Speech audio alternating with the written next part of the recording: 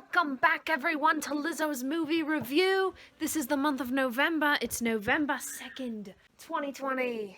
And Bryn just showed me Coco. That was really good. I wrote notes while I watched it because it was so good. First of all, animation is peak. Directing is peak. That camera work. And animation camera work blows my mind unlike any other because it's not real camera work. Someone really framed that shot without framing that shot. Animators are a different type of awesome. I loved the culture. I loved the accuracy there. Just like off of what I know from like friends, that's their culture and what they've told me, and from people I've met. It was so true to character and I just loved it. I loved that every second of it. The colors, the lighting, to die for. The story is freaking beautiful. They're really watching Greatest Showman out there. We just went from like a level 800 to a level -12 movie, but okay. Bryn was like, whoa, the T! But anyway, yeah, that was really good. I really like how the theme was not just remembering your family and how family's important, but also how family needs to remember each other for their well-being. Because y'all know I'm Christian, and like our scriptures say that all the time. They're like, we can't become perfect without our family. Like, we need our family to like strengthen each other. So I just really loved how that was a theme, how they were like, we need our family to remember us, because it really is really important that we like remember our family and take care of each other. And even the deceiving theme of like, the world is my family. Well, like, yes, but like that doesn't mean abandon your actual family. You know, like I liked that theme a lot. Overall, it was just amazing. I adore Miguel. What an angel. So sweet. Anything to add, Bryn? I love that movie. It's good. We were watching it with fake fans, though. We were. So we didn't get the mood, but We were watching it with fake fans. No lies detected. The movie's qual, still high qual. Thanks for coming. 10 out of 10 would recommend. Hey y'all, I'm back. Lizzo Day. Eating some good old tonight dough with my dear friend Jimmy Fallon, because I think it's romantic to like look this cute and eat ice cream and make a vlog. Also, I'm giving off like some strong Lisa Cimarelli vibes right now. Does anyone else think that? I think it's the hoodie, hair, lipstick combo that's doing it for me. But I had something else I wanted to say about Coco, and it was the title. Disney, with their recent animated picks, they've gone with like the weird obscure one-word title thing, and I'm just not sure how I feel about it. So, for example, I'm going to go with the absolute one. Tangled. Tangled has no reason to be called Tangled. I'm pretty sure it was originally going to be called Rapunzel, but they changed it to Tangled so that it wouldn't rule out a male audience. I don't know. Yeah, I just don't know about that. I'm like, okay, cool, male audience, great. Name it something that at least has anything to do with the film. Anything to do with the film. Her hair never even gets tangled. And I know that's not the point, but like that is the point. It's like, why would you, they say don't judge a book by its cover, and it's like, well, that's actually like the point of book covers, and also the point of titles is so you can get an idea of what you're getting into, but that doesn't do it at all. Onward is a new one that I started watching, but I have not yet finished. And we all know I suck at eating and talking at the same time. I started it, but I didn't finish it, so I can't really judge that one, but thus far I don't really see a reason for it to be called Onward. I get it, adventure, but like, why? Why are we calling it that? You know, like, titles should have reasons. Titles should be significant. Something I used to have a problem with, but I can like at least justify it, is Frozen. Like, Frozen, oh, I get it, she's an ice queen, ice. It actually makes sense, like, on a deeper level, not just on a basic level of, oh, it's snowing. Not only is the land frozen, but it's also got, like, the frozen heart motif all throughout it. Like, Elsa, Anna, Hans, like, all these people are, like, manifesting frozen hearts here. Not just the land. It's the land and the people are both frozen. And so it's like, okay, I can dig that. And so with Coco, the film ended and I was like, nice, but like, why'd they call it Coco? It's not a glaring obvious. Harry Potter and the Chamber of Secrets is called Harry Potter and the Chamber of Secrets because Harry goes into the Chamber of Secrets and does an adventure there. takes a little more brain power. It's like Mama Coco is not even in the majority of the movie, but when we think about it, the entire plot revolves around her. So it's one of those things where I'm like, I don't know if that's the title I would have gone with, but I can justify it because essentially the story is about Mama Coco. And so I can justify it being called Coco. I can. And so it's like, yeah, like that makes sense. I'm just like, I wonder like what else they could have called it. Like I get why they called it that. Like I can, that's a good justifiable, because she's like, she ties it all together. She's the reason that Miguel realizes like the true answer to his problem is Coco. But I'm just like, drop it in the comments. Like, I'm like, what other titles could Coco have gone by? I don't know. Gotta think about titles, I guess. But I just figured I'd bring that up. That's something I thought I'd mention. Anyway, because it's romantic and I said I would, one more ice cream bite. Anyway, love you. Thanks for coming. Okay, one more thing about Coco, and so you know it's good because I keep making videos about it and like editing my review. There's like, in the first like few minutes when Miguel is telling us his story, I don't want to give away the plot for those of you that haven't seen it. I know that I'm super behind the times, but like still, just in case you haven't seen it, like there's a part where Miguel's telling his story, and you're just like, Miguel, you dense potato, why aren't you understanding? Why aren't you connecting the dots here? And then like, now that I'm pondering about it and thinking about the movie's conclusion, and I'm like, they wrote that so we would think that. They wrote this so we would think that. And yeah, so pretty much I'm just like, being a writer-director is so funny because like my job is to like manipulate people into thinking and feeling certain things essentially. So it's just funny because there's nothing I hate more than being the one that's manipulated. I'm like, they wrote that so that I would think what I thought. They deceived me. And so it's a great movie. There's reason 512 that it's a great movie. But yeah, I was just like, so like, well written, good job. Again, I can't praise the movie enough. It's very beautiful. Got a lot of good family themes, got a lot of good writing, the colors, the animation, the direction. Just all around a great film. Alright, I have a lot to say right now. So I just watched with Bryn, of course.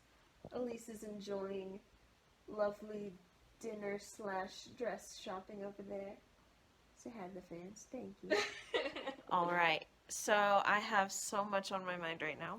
So yeah, we watched La La Land, and for the first little bit, for quite a bit of the movie, I was like, yeah, I'm really just not feeling this. Just, yeah, didn't impress me so much at first to start. It's just like not much happens and you're kind of confused and you're like, why am I watching this? But I don't know. When was the point where I was like, because then there was a little while where I was going back and forth where I was like, when I like it, I really like it, and then when I don't, I like hate it. And I was like, and then I like was obsessed with it. And so, and obsessed is a strong word. Like, it's not the best film I've ever seen, but like I quite enjoyed it. I think what I enjoyed about it, I had a friend once that would talk about Greatest Showman this way, and for those of you that don't know how I feel about Greatest Showman, I hate it. And so, I had it like it is, Leslie. I'm just gonna say it like I did not, like, enjoyed it in literally the very moment that I saw it, and the second the film ended, I said that was just okay. About Greatest Showman? Yes. Yeah. And then I felt no desire to see it again. But anyway, so like I had a friend that said about Greatest Showman, she was a performer, and she was like, I think it's like one of those movies that you can only get if you're a performer, so maybe that's why I didn't get it, because like that's my side gig. But she was like, if you're a performer, because like it just shows like so well and describes so well through film like what it's like to be a performer. And no offense, I did again, I discredit myself. I am a performer. And I disagreed, but I think the way that she felt about that is the way I felt about this, not just for performers, but for artists. Pretty much anytime Sebastian opened his mouth, I was like, yeah. I was like, wow, that hit, like, I relate so much. I think it was just really beautiful because it really did show like the grind that we have to go through every day just to like try and stay afloat and stay at it. It was an LA movie, which was fun. I thought it would make me trunkier than it did, but there were moments where like they would get a certain shot and I'd be like, I know exactly where that is. Just like emotions or whatever. I loved the use of the spotlights because I think it goes back to like that artistic feeling of like getting caught up in that moment and being like it's just you like making something. And so I really loved that, and I especially loved when it was just at the end Sebastian and Mia because it like really symbolized how like she has now become a part of this thing. Very good camera work to me. The shots were so fascinating. They like I could stare at them all day. Like they made your brain work. Like I was like following what they were doing and I was like, oh, I see what's happening here. And like the shots were just very interesting to watch because they were so deliberate. They were so thought out. It's beautiful, beautiful, beautiful story, beautiful work. I think it's a story about what it's about, if that makes any sense. It's about like the grind of artistry in Los Angeles. And I loved the moment where he said, oh, she says I'm going home for a while. He says this is home. And that just hit a little different for obvious reasons. But um just like the grind that they go through to like make it in their industry is such a feeling. And I think I also really loved how it's very cinematic. It's very Bryn described it as very Hollywood, which is true. Very old Hollywood. It's just very cinematic.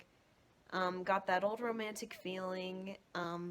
They even had that like at first you think it might be a useless 7-minute long dance break, but like it's also symbolic. It's part of the story there at the end, and so that was really cool. I really enjoyed that. And while it was kind of like at first I was like kind of upset because I was like, why would you do this to us?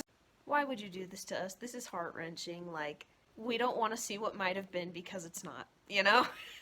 But I realized that was important because we were just seeing what Mia was seeing in her head while Sebastian played. Which, like, blew my mind a little bit when I realized that. I was like, oh, we're just seeing what she is seeing what might have been. She's hearing their song being played and she's like, oh my gosh, what if? And then like at the end they have their moment like, hey, I will always love you for what you did in my life. It was nice knowing you, you know? So it was really good. And I think what I love and I think why people loved La La Land so much, and this is something that I stand by in my own like personal artistry, especially my film artistry, is people don't want it to feel real. I think that's literature people, ugh, and this drives me a little bit crazy because of how obsessed they are with it. Readers want it to feel as real as possible. So anything slightly unrealistic happens and they tear you apart. What? What did she say? Oh, so yeah, readers are super annoying because they'll tear you apart if something even slightly unrealistic happens. I think that movie consumers are a lot less like that. I think that people go to movies. In fact, I know this. I know friends that say this straight. They go to movies with the intent to escape. And so I think that movies like this that are very cinematic and that don't really want you to believe it's real are very successful to the public because they have enough of real life on their own. They just want to see something beautiful and something amazing, and they want to be part of something that's just purely romantic and purely awesome and purely beautiful. And so that's like kind of my filmmaking philosophy, and I think that's why movies like this and like freaking Mamma Mia, I think that's why they get so much success, because people just want to go and see something cheesy and cliche and just something that they can just have fun in. I think that's what people want, and I think that's part of the success with La La Land because it's just purely cinema. and it's fantastic. So that's my hot take on La La Land. At first, I was definitely not sold on it, but now I think I am. Thanks for coming. All right, we just watched Rocky, and Bryn's gonna lead this one. I am. I have many things to say. And Please say. Hold on. Do you want to hold the camera? At the same time, I have nothing to say. So, what we're gonna say about Rocky is that this was a quality film. So, like I was saying, quality film. First of all, me and Lizzo, man, we were like, just the whole time we were like, oh my gosh, Rocky is so cute. He's so adorable. We love him. Like, what a great character, you know? Like, he looks like a tough guy, he's a fighter, and then he's like, puppies. Such a soft angel. Like, Also, he's just can so we talk about how- sweet. What's his name again? Paulie? Sylvester. Oh no, not Paulie. Sylvester. LaLaLand? Yeah, Sylvester Stallone wrote it. Yeah, we didn't know that. He wrote the movie and played Rocky. We So found that out, and we were like, what a talented man. So, anyways, like, it was just so good, okay? Like, I was so invested. I was so invested in Rocky and Adrian's relationship. I was invested in him going to this fight and winning. This is so shaky. I'm so excited. Okay. I was so excited. I was like, yeah, we know he's going to win because it's called Rocky. You know, that's the point of this. He's going to win. And then Lizzo was like, who's going to tell her? Spoiler alert. He lost. And I was like, what the freak? Did that just happen? And it did. But it was like, it was okay. Because, like, he did his best. He really gave it his all. He was just a guy. You know, he wasn't, and he, like, fought in the world championship, or whatever it was. And he did his best. He should have won, by the way. It was totally rigged. It was rigged. It was rigged. Anyways, rigged. but, like, it was so good. And, like, man, we're so proud of him. We're feeling a lot of things, right? Look at my son. Look at my son. Yeah. Pride is not the word I'm looking Yeah, so we were definitely, like, simping over Rocky though. Even though we weren't really simping, because that's not what simping actually is, but we're gonna say That's that. how it's used. So, anyways, 10 out of 10 film. I'd say it's one of my favorite movies ever that I've ever seen. It's really good. We love Rocky. He's a sweetie. He deserved to win. It was rigged. Yeah, I wanted to cry a couple times. It was beautiful. It was beautiful. I kind of like want to just like throw out there that it's like I think it's cool. It's just like really beautiful story about like the American dream. Yeah. Like this nobody off the streets becomes like a fighting champion, like an icon, and like cinematography was peak. It was peak. It was peak. It was. And when he ran up the And when he stairs, said, we also said, yeah! Like, I was more invested in that fight and him, like, training than I've ever been invested in anything. You know, I was, like, screaming. I was like, Rocky, you can do it! Get up! Knock him out! KO! KO! He was so in it to win it. Yeah. And that's Apollo and his guys were not expecting that. They were like, They were not expecting he's in that. it to win it. He's in it to win it.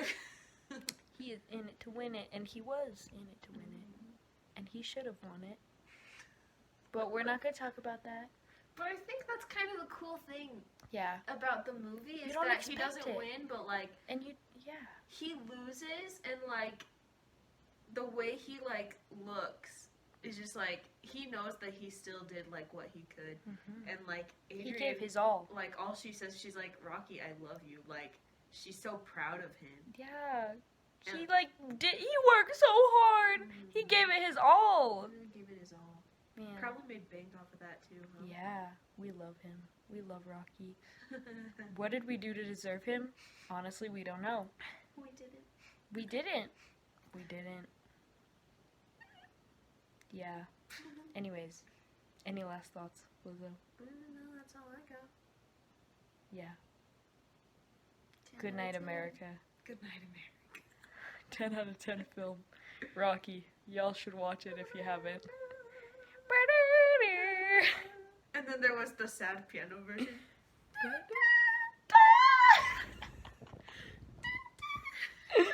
Yeah, that's all. Good night.